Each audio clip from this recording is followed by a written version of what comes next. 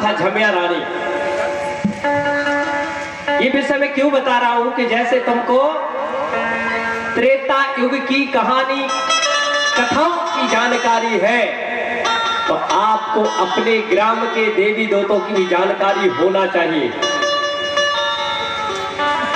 कि ग्राम में जो देवी देवता है इनका जन्म स्थल कहां पर है। जैसे तुम्हें पता है कि राम जी ने जन्म कहां लिया, कृष्ण भगवान ने जन्म कहां लिया, ये तुमको बाकी पता है। तो फिर अपने पुरखों का भी तो पता होना चाहिए ना भैया। इसलिए मैं आपको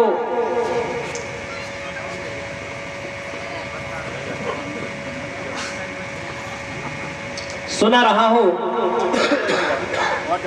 और सैमाल राजा के रानी का नाम था झमिया रानी। नाम भी विचित्र होते हैं भैया, झमिया रानी है ना।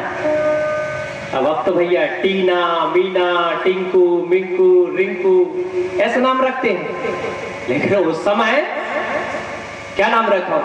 सैमाल झमिया रानी। सैमाल राजा का नाम था और झमिया रानी का नाम था। और ध्यान देना आप लोग, इनका एक पुत्र था जिसका नाम था भूरा।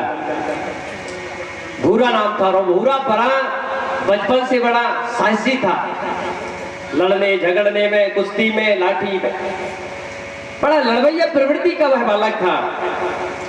इन्हें कुश्ती में उसको बड़ी महारत हासिल थी, कुश्ती लड़ने में।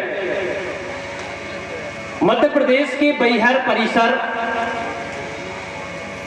में एक घना जंगल था। ये बालाघाट का महिमा है कि वहां पर जो कान्हा किसली बैहर है, लाजीगढ़ जो कान्ही किसली के नाम से जाना जाता है, वहां गोंड राजाओं के गढ़ थे। उन गढ़ों में एक गढ़ था मोरभट्टा नाम का गढ़, और वहां के राजा का नाम सैमाल और रानी का नाम झमिया रानी था। और उनका एक पुत्र था जिसका नाम भूरा था। और वह भूरा एक दिन उसी जंगल में शिकार करने के लिए जाता है, शिकार के लिए। और उसी मोरभट्टा राज से सटा हुआ एक राज और था, वहां के राजा थे ढोला उइका।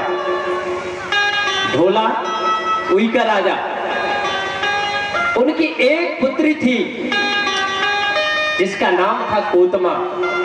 उस कोतमा को लेकर वह भी जंगल में शिकार करने के लिए जाते हैं।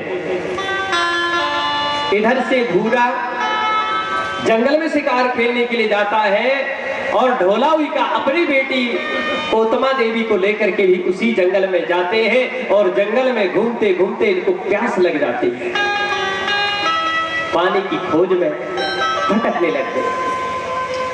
पानी की खोज में भटकने लगते हैं, और भटकते भटकते ये सोचते हैं जहां हरे भरे पेड़ होंगे, हरा भरा जंगल होगा, वहां निश्चित रूप से हमें पानी मिलेगा। इस प्रकार से ये हरे भरे जंगल की तरफ जाते हैं, और एक तराई में हरे भरे जंगल होते हैं, वहां झील की तरफ अपने कदम बढ़ा देते हैं। और भूरा भी उसी तरह अपनी प्यास बुझाने के लिए पानी की तलाश में उसी तराई की ओर जाता है। और ढोला उइका राजा कोतमा बेटी के पीछे रह जाता है, और कोतमा बेटी जो है आगे निकल जाती है। और जब दोनों एक ही तालाब में, एक ही कुंड तरफ पहुंचते हैं, तो भूरा की नजर कोतमा पर पड़ती है और कोतमा की नजर भूरा पर पड़ती है। दोनों पहली बार मिले जंगल में, दोनों ने एक दूसरे को देखा और देखते ही रह गए भैया। पहली बार कोई मिलता है ना, हम देखते हैं यार के पता नहीं भैया, जो भी गमछा पीरो डाल रहे हैं, मैं भी डाल रहा हूं, पर बात नहीं करते हैं। आपस में एक दूसरे को देखते रहे, और कुछ पल के बाद ध्यान जब हटा तो दोनों ने एक दूसरे से बात किए। फिर उसी दौरान कोतमा के पिता ढोला उइका राजा भी वहां पहुंच गए। उन्होंने जैसे भूरा को देखा, और देखते ही उसकी सुंदरता से बहुत प्रभावित हुए।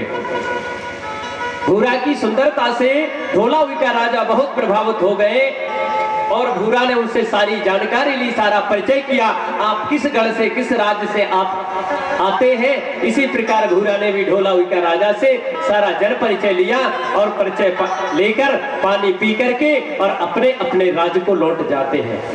ध्यान दीजिएगा, अपने अपने राज्य को घर वापस लौट जाते हैं। घर जाकर राजा ने पुत्री कोतमा के सामने भूरा से शादी का प्रस्ताव रखा, क्योंकि पूरी जानकारी ले चुके थे, ये लड़का हमारे समाज का है और ये इतने देव वाला है, हम इतने देव वाले हैं, ये संबंध बिल्कुल बनने वाला है। इस तरीके से उसने ढोलाविका ने सोचा, अच्छा लड़का है, सुंदर लड़का है, क्यों ना इसको हम अपना घर जमाई बना ले। इस तरीके से घर आकर के जो है ढोलाविका राजा ने अपनी बेटी से प्रस्ताव रखा कि हम भूरा से आपकी शादी करा दें। और कोतमा ने तो उस प्रस्ताव को बिल्कुल तुरंत स्वीकृति दे दी, क्योंकि बिटिया ने भी उस लड़के को पसंद कर लिया था, वही जंगल में पसंद हो गया था, तो उसने भी मंजूरी दे दी। अच्छा लड़का मिले तो कौन बिटिया ने चाहे कि ऐसा ड्राइवर होना चाहिए जो हमारी रक्षा सुरक्षा करे, हमको सुख सुविधा पहुंचाए, हमारे और ऐसा नहीं मिले कि भैया पी पी के हमारी घमरू बजा दे, है ना। तो इसलिए अच्छा वर मिले, अच्छा वर मिलने के लिए क्या करना चाहिए। आज के युग में क्या हो रहा है कि आज के युग में धार्मिक आस्था के अनुरूप अच्छा वर पाने के लिए हमारी बेटियां व्रत रखती है, हरी ताल का तीजा, अच्छा वर मिले, अच्छा वर मिले, रखती ना भैया, माताएं रखती है। कितनी माताएं रखती है हरी ताल का तीजा? हाँ तो चक्कर के बताओ। अरे सबरी तो रखते हैं, काय की 2-4 दिन बता रहे हैं। अरे मुझे पता है भाई कि पूरी भूखी रेत बांधना, कोई खाना नहीं खाती। और ये तो पहले रही थी जब इनके पास पति देवता नहीं था, और पति देवता मिल गए फिर भी भूखी रेत, कुछ समस्या और है। अरे मिल गया तो भाई ठीक है, अब काम से तो हो गया ना, अब और रहना है तो इसका मतलब कि एक की जरूरत है का। लेकिन इससे अच्छा वर नहीं मिलता है, ध्यान रखिएगा। आज के समय में अच्छा वर मिलता है पढ़ाई और लिखाई से, शिक्षा ग्रहण करने से। जब घर में बेटी वाले देखने आते हैं लड़के को तो क्या पूछते हैं, पढ़ाई लिखाई कहाँ तक है भैया, फाइनल किया है, कंप्यूटर किया है, डीएड बीएड क्या किया है, ये सब पूछते हैं। और जब लड़के वाले लड़की के घर आते हैं तो सबसे पहले यही बात पूछते हैं कि भैया बिटिया कितना पढ़ाई चल रहा है, कौन सा डिग्री आप प्राप्त किए हो।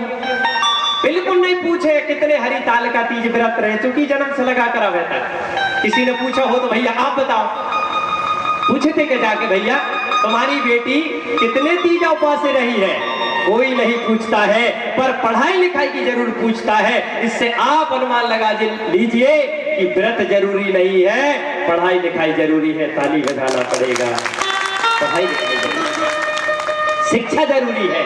अगर शिक्षा नहीं होती तो हम रायसेन से बाहर नहीं आते और इस मंच में विराजमान नहीं हो पाते।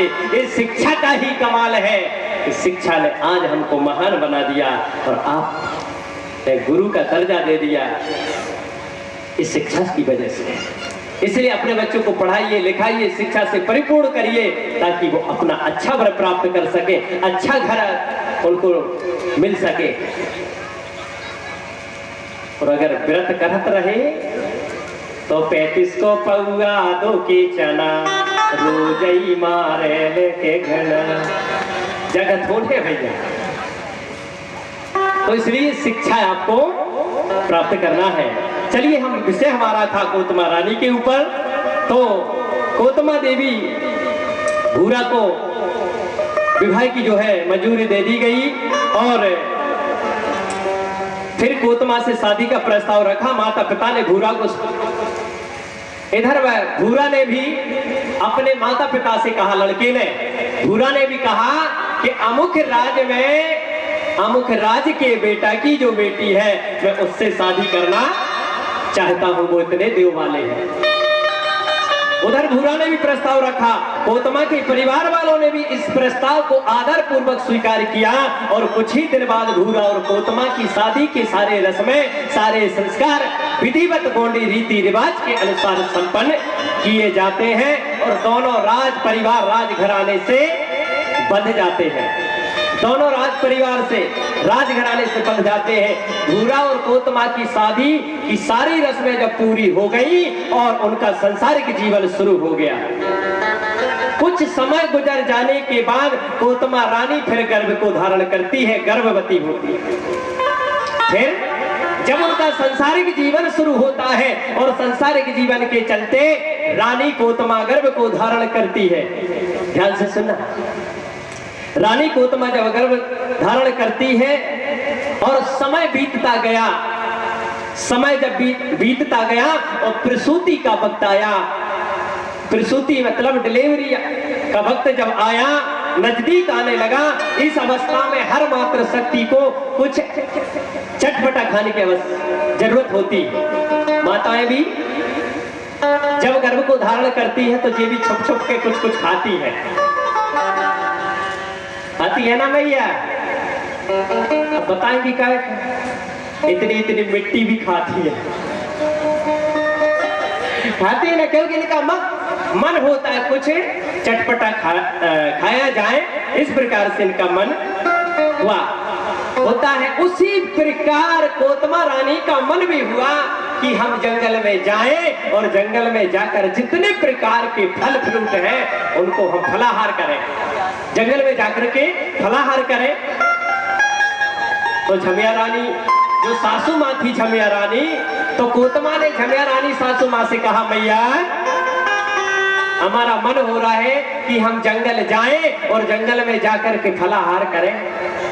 तो देखो झमिया रानी ने समझाया, बेटा आपका गर्भ का वक्त जो है बिल्कुल लास्ट में है, ऐसी अवस्था में जंगल जाना ठीक नहीं है। तो उन्होंने अपने नौकर चाकर दास दासियों को आदेश किया कि जाओ जितने भी फल हैं जंगल के अंदर सभी फल फ्रूट लेकर के आओ और रानी को फलाहार करा दो।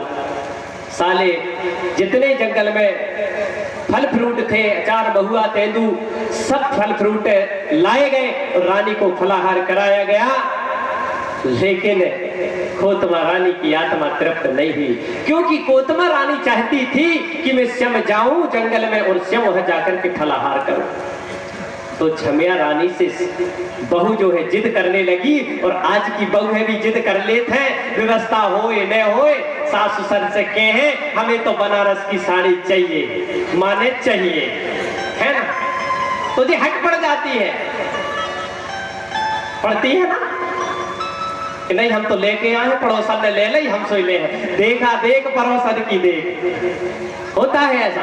ऐसे त्रिया हट और बाल हट, जब हट जाए तो फिर तो भैया तांडव मच जाता है। तो झमिया रानी की बात नहीं मानी कोतमा, तो झमिया रानी कह ली ठीक है बेटा चलते हैं, लेकिन अकेला आपको नहीं जाने देंगे, हम भी साथ चलेंगे और सखी सहेलियों को भी ले चलेंगे। इस प्रकार से वो जंगल में जाते और ये चैत महीना का समय है, चैत का समय है। चैत में अचार तेंदू महुआ सभी फल आ जाते हैं, महुआ भी फूल जाता है, अचार भी फूल जाते हैं, तेंदू भी फल जाता है, से सारे तमाम प्रकार के जो वनस्पति है उस समय जंगल में फले फूले रहते थे। तेज धूप का वक्त था, तो झमिया रानी और सखियों ने सोचा कि रानी आप एक वृक्ष के नीचे आराम करिएगा, हम आपको फल ढूंढ करके लाते हैं। और फल ढूंढने के लिए सखी सहेली झमिया रानी काफी दूर चली जाती है, और इधर धूप बहुत तेज थी। रानी ने जब इधर उधर देखा है, नजर दौड़ाई है, तो देखा कि चरोली का, ढेवरी चरोली का जो है फल एक पेड़ में और वो भी ऊपर लगे हुए हैं। रानी का मन ललचाया, लेकिन फलों को कैसे तोड़ सकेगी? तो उन फलों को तोड़ने के लिए रानी ने क्या किया? रानी ने क्या किया? जब ऊंचे में फल होंगे भैया क्या करना पड़ेगा? फिर एक लकड़ी का सहारा लेना पड़ेगा या फिर पत्थर का सहारा लेना पड़ेगा। इसी प्रकार रानी ने उन फलों को तोड़ने के लिए एक लकड़ी के डंडे का सहारा लिया और पत्थर का सहारा लिया। और उस समय रानी का जो पीरियड था वो बिल्कुल लास्ट चल रहा था।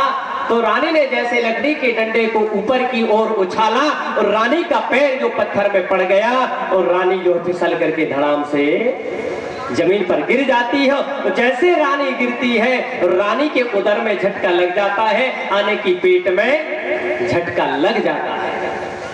और जैसे झटका लगता है रानी को दर्द होने लगता है, आसानी दर्द होने लगता है। और उसी समय तेज धूप थी। उस तेज धूप में जैसा दर्द हुआ, घनघोर घटा बीज मेघ बिजलियां चमकने लगी, ऐसे बादल गरजने लगे, बिजलियां चमकने लगी, सै काल हवा चलने लगी, झकझोर चकाचौंधियां होने लगी।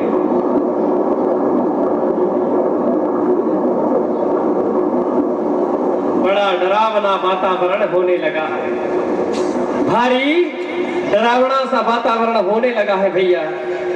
और उधर जो है दूर सखी सहेलियां जब पहुंच जाती है, दूर जब पहुंच जाती है तो ऐसा जब वातावरण देखा तो सारी सखी सहेलियां घबरा जाती हैं। झमिया रानी भी सोचती है कि अब जल्दी अब को तुम्हारा रानी के पास